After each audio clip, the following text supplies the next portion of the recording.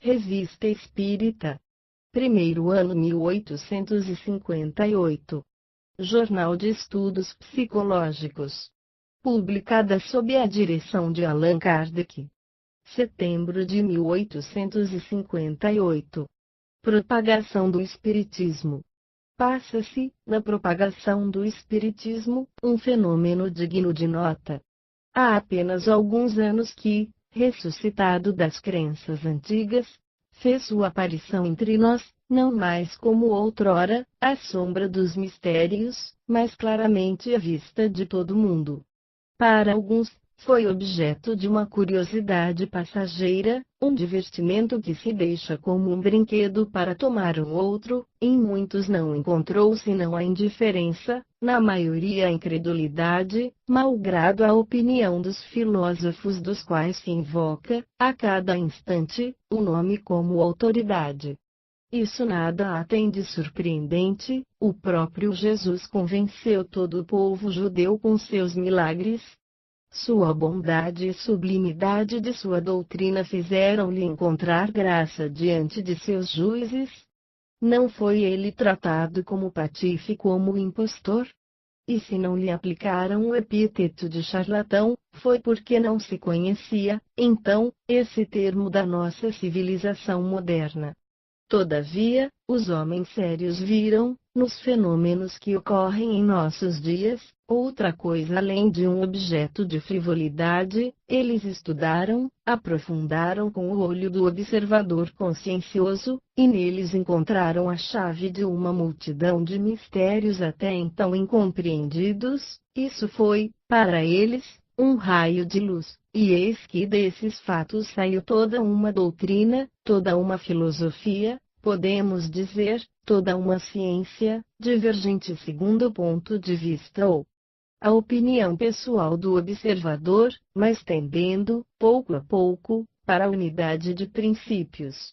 Apesar da oposição interessada de alguns, sistemática entre aqueles que creem que a luz não pode sair senão de seu cérebro, essa doutrina encontra numerosos adeptos, porque ela esclarece o homem sobre seus verdadeiros interesses presentes e futuros, porque responde às suas aspirações quanto ao futuro, tornado, de alguma sorte, palpável, enfim, porque satisfaz, ao mesmo tempo, sua razão e suas esperanças, e dissipa as dúvidas que degeneram em incredulidade absoluta.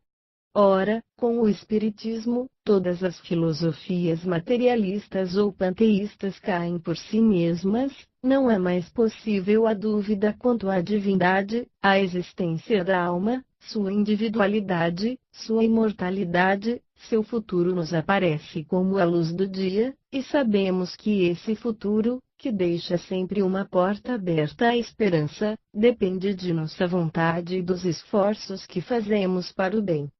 Enquanto não se viu, no Espiritismo, senão fenômenos materiais, nele não se interessou senão como um espetáculo, porque se dirigia aos olhos, mas do momento em que se elevou à categoria de ciência moral, foi tomado a sério, porque fala ao coração e à inteligência, e nele cada um encontra a solução daquilo que procurava vagamente em si mesmo. Uma confiança baseada sobre a evidência substituiu a incerteza dolorosa, do ponto de vista tão elevado em que nos coloca, as coisas daqui parecem tão pequenas e tão mesquinhas que as vicissitudes deste mundo nada mais são do que incidentes passageiros, que se suporta com paciência e resignação. A vida corpórea não é senão uma curta parada na vida da alma, para nos servir da expressão do nosso sábio e espiritual confrade, Sr. Jobarde, não é mais que uma má hospedagem onde não se tem necessidade de desfazer a mala.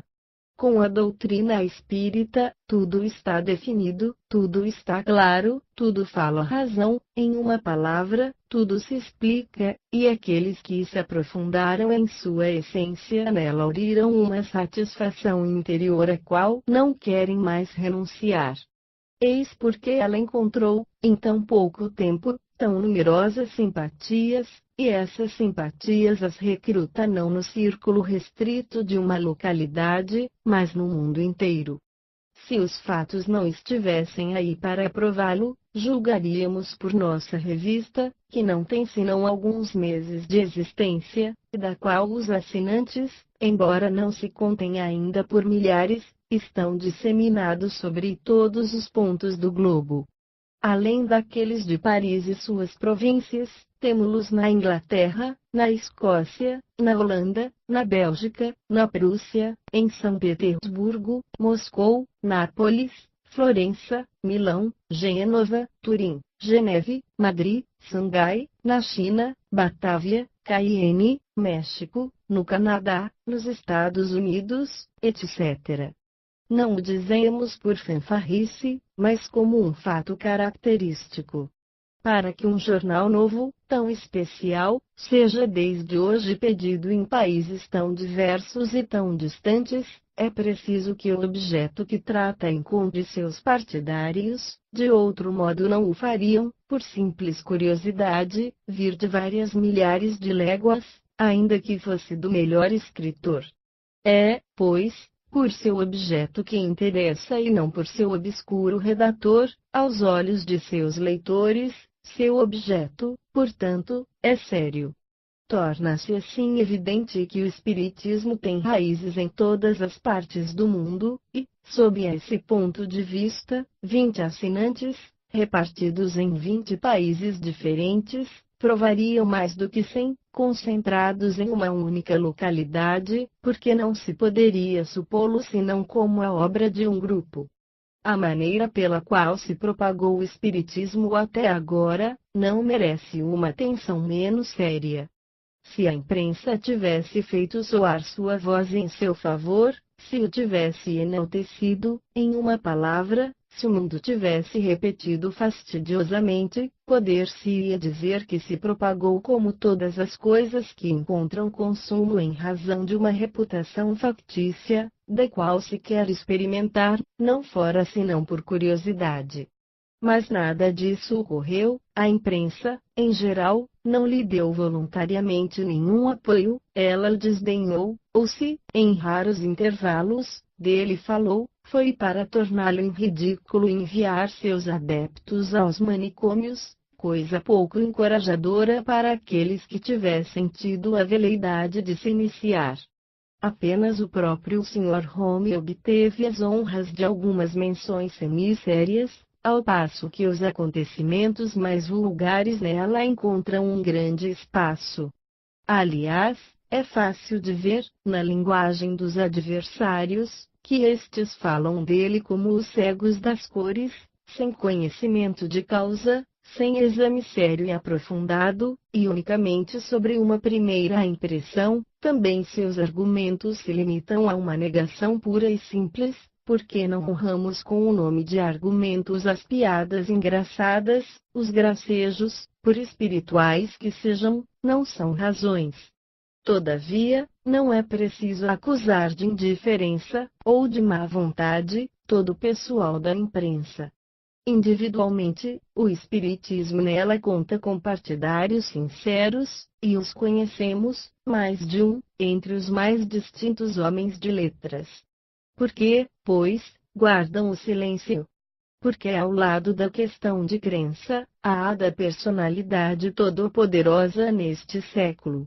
A crença, entre eles, como entre muitos outros, é concentrada e não expansiva. Por outro lado, são obrigados a seguirem os trâmites de seu jornal, e tal jornalista teme perder assinantes, arvorando francamente uma bandeira cuja cor poderia desagradar alguns dentre eles.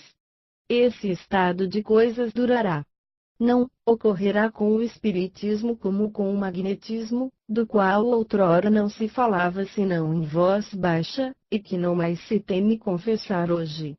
Nenhuma ideia nova, por bela e justa que seja, não se implanta instantaneamente no espírito das massas, e aquela que não encontrasse oposição seria um fenômeno inteiramente insólito. Porque o espiritismo faria exceção à regra comum. É preciso as ideias, como aos frutos, o tempo para amadurecer, mas a leviandade humana faz com que sejam julgadas antes de sua maturidade, ou sem se dar ao trabalho de sondar-lhes as qualidades íntimas. Isso nos lembra a espiritual fábula Jovem Macaca, o macaco e a noz. Essa jovem macaca, como se sabe, colhia uma noz em sua casca verde, levou-a ao dente, fez careta e a rejeitou, espantando-se em não achar boa uma coisa tão amarga, mas um velho macaco, menos superficial e sem dúvida profundo pensador em sua espécie, apanhou a noz, a parte, a descasca, a come e acha deliciosa, o que acompanha com uma bela moral endereçada a todas as pessoas que julgam as coisas novas pelas aparências. O Espiritismo, pois, deveu caminhar sem o apoio de nenhum recurso estranho, e eis que, em 5 ou 6 anos, ele se vulgarizou com uma rapidez prodigiosa. Onde auriu essa força, senão em si mesmo? É preciso, pois, que haja, em seu princípio, alguma coisa bem poderosa para estar assim propagado sem os meios superexcitantes da publicidade. É que, como dissemos acima, quem quer que se dê ao trabalho de se aprofundar nele, encontra o que procurava, o que sua razão lhe faz entrever, uma verdade consoladora, e, afinal de contas, nele aure a esperança e uma verdadeira alegria. Também as convicções adquiridas são sérias e duráveis, não são opiniões levianas, que um sopro faz nascer e que um outro sopro desfaz. Alguém nos disse recentemente: encontro no Espiritismo uma tão suave esperança, dele retiro tão doces e tão grandes consolações, que todo pensamento contrário me tornaria bem infeliz. E sinto que meu melhor amigo se me tornaria odioso se tentasse me arrancar dessa crença. Quando uma ideia não tem raízes, pode lançar uma luz passageira, como essas flores que fazem produzir a força, mas logo, por falta de sustento, elas morrem e delas não se fala mais. Aquelas, ao contrário, que têm uma base séria, crescem e persistem, acabam por se identificarem de tal modo como os hábitos que se admira mais tarde não se ter podido passar sem elas. Se o Espiritismo não foi secundado pela imprensa da Europa, não ocorreu o mesmo, dir-se-á, com a da América.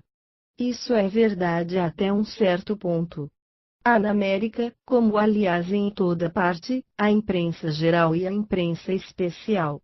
A primeira, sem dúvida, dele se ocupou mais do que entre nós, embora menos do que se pensa, ela tem, aliás, também seus órgãos hostis. A imprensa especial conta, só nos Estados Unidos, com 18 jornais espíritas, os quais 10 hebdomadários e vários de grandes formatos. Vê-se que estamos ainda bem atrasados a esse respeito, mas lá, como aqui, os jornais especiais se dirigem às pessoas especiais. É evidente que uma gazeta médica, por exemplo, não será procurada de preferência, nem pelos arquitetos, nem pelos homens de lei. Do mesmo modo, um jornal espírita não é lido, com algumas exceções, senão pelos partidários do espiritismo. O grande número de jornais americanos que tratam dessa matéria prova uma coisa, que há bastantes leitores para mantê-los. Fizeram muito, sem dúvida, mas sua influência, em geral, é puramente local, a maioria é desconhecida do público europeu, e os nossos não lhes fizeram senão bem raras transcrições. Dizendo que o Espiritismo se propagou sem o apoio da imprensa, entendemos falar da imprensa em geral, que se dirige a todo o mundo, daquela cuja voz fere milhões de ouvidos cada dia, que penetra nos refúgios mais obscuros, daquela com a qual o anacoreta, no fundo do seu deserto pode estar ao corrente do que se passa, tanto quanto o citadino, enfim, daquela que semeia as ideias a mãos cheias. Qual o jornal espírita que pode se gabar de assim fazer ressoar os ecos do mundo? Ele fala às pessoas convencidas, não chama a atenção dos indiferentes.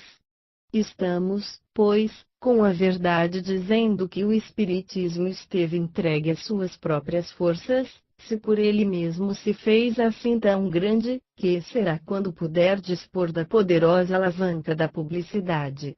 À espera desse momento, planta por toda parte estacas, por toda a parte seus ramos encontrarão ponto de apoio, por toda parte, enfim, encontrará vozes cuja autoridade imporá silêncio aos seus detratores.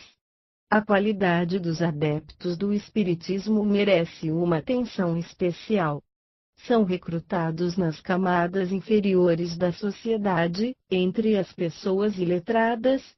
Não, aqueles deles se ocupam pouco ou nada, foi pouco se dele ouviram falar. As próprias mesas girantes neles encontraram poucos praticantes. Até o presente, seus prosélitos estão nas primeiras classes da sociedade, entre as pessoas esclarecidas, os homens de saber e de raciocínio, e, coisa notável, os médicos, que durante tão longo tempo fizeram uma guerra encarniçada ao magnetismo, se juntam sem dificuldade a essa doutrina. Contamos um grande número deles, tanto na França quanto no estrangeiro, entre os nossos assinantes, em cujo número se encontra também uma maioria de homens superiores. Em todos os sentidos, notabilidades científicas e literárias, altos dignatários, funcionários públicos, oficiais generais, negociantes, eclesiásticos, magistrados, etc., todas pessoas sérias para dar o título de passatempo a um jornal que, como o nosso, não se considera capaz de recriar, e ainda menos se crê nele encontrar fantasias. A Sociedade Parisiense de Estudos Espíritas não é uma prova menos evidente dessa verdade, pela escolha das pessoas que reúne, suas sessões são seguidas com um firme interesse, uma atenção religiosa, podemos mesmo dizer com avidez, e todavia não se ocupa senão de estudos graves, sérios, frequentemente muito abstratos, e não de experiências próprias para excitarem a curiosidade. Falamos do que se passa sob os nossos olhos, mas podemos dizê-lo igualmente de todos os centros onde se ocupa do espiritismo sob o mesmo ponto de vista, porque quase por toda parte, como os espíritos haviam anunciado, o período de curiosidade chega ao seu declínio. Esses fenômenos nos fazem penetrar numa ordem de coisas tão grandes, tão sublimes que, ao lado dessas graves questões, um móvel que gira ou que bate é um brinquedo de criança, é o hábito da ciência.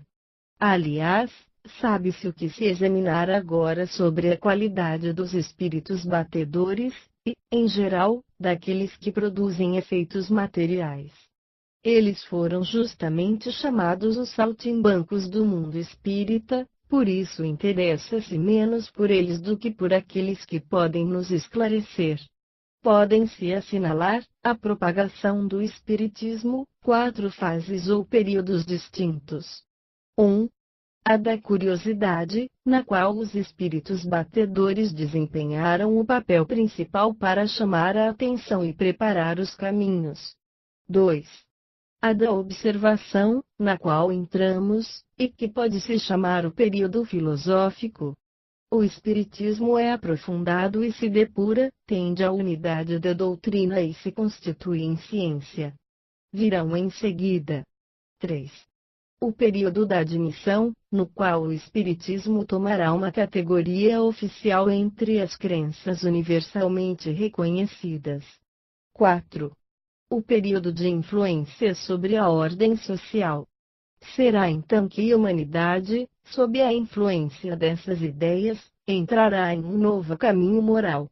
Essa influência, desde hoje, é individual, mais tarde, agirá sobre as massas para o bem geral. Assim, de um lado, eis uma crença que se propaga no mundo inteiro por si mesma, pouco a pouco, e sem nenhum dos meios usuais de propaganda forçada; de outro, essa mesma crença que se enraiza, não na base da sociedade, mas na sua parte mais esclarecida. Não há, nesse duplo fato, alguma coisa bem característica e que deve levar à reflexão todos aqueles que ainda tratam o espiritismo de sonho fútil.